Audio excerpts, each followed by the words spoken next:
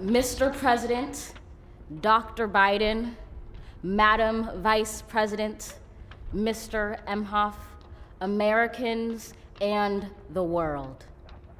When day comes, we ask ourselves, where can we find light in this never-ending shade? The loss we carry, a sea we must wade. We've braved the belly of the beast. We've learned that quiet isn't always peace, and the norms and notions of what just isn't always just is. And yet the dawn is ours before we knew it. Somehow we do it. Somehow we've weathered and witnessed a nation that isn't broken, but simply unfinished. We, the successors of a country and a time where a skinny black girl descended from slaves and raised by a single mother can dream of becoming president, only to find herself reciting for one. And yes, we are far from polished, far from pristine, but that doesn't mean we are striving to form a union that is perfect. We are striving to forge our union with purpose, to compose a country committed to all cultures, colors, characters, and conditions of man.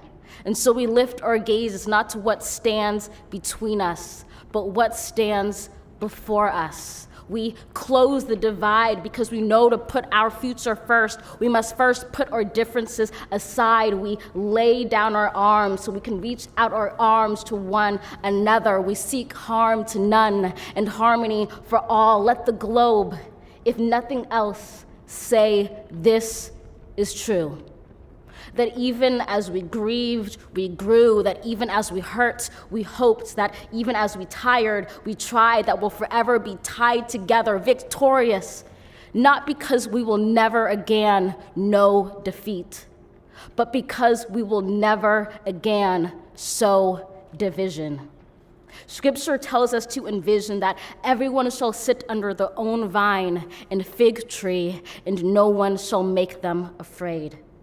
If we're to live up to our own time, then victory won't lie in the blade, but in all the bridges we've made. That is the promised glade, the hill we climb, if only we dare it, because being American is more than a pride we inherit. It's the past we step into and how we repair it. We've seen a force that would shatter our nation rather than share it, would destroy our country if it meant delaying democracy. And this effort very nearly succeeded. But while democracy can be periodically delayed, it can never be permanently defeated. In this truth, in this faith we trust, for while we have our eyes on the future, history has its eyes on us. This is the era of just redemption. We feared it at its inception. We did not feel prepared to be the heirs of such a terrifying hour, but within it we found the power to author a new chapter, to offer hope and laughter to ourselves. So, while once we asked, how could we possibly prevail over catastrophe? Now we assert, how could catastrophe possibly prevail over us?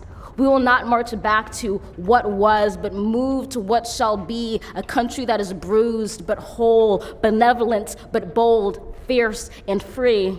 We will not be turned around or interrupted by intimidation, because we know our inaction and inertia will be the inheritance of the next generation. Our blunders become their burdens, but one thing is certain. If we merge mercy with might and might with right, then love becomes our legacy and change our children's birthright. So let us leave behind a country better than the one we were left. With every breath from my bronze-pounded chest, we will raise this wounded world into a wondrous one. We will rise from the gold-limbed hills of the west. We will rise from the windswept northeast, where our forefathers first realized revolution. We will rise from the lake-rimmed cities of the Midwestern states. We will rise from the sun-baked south. We will rebuild, reconcile, and recover in every known nook of our nation, in every corner called our country. Our people, diverse and beautiful, will emerge battered and beautiful. When day comes, we step out of the shade, aflame and unafraid. The new dawn blooms as we free it. For there is always light, if only we're brave enough to see it, if only we're brave enough to be it.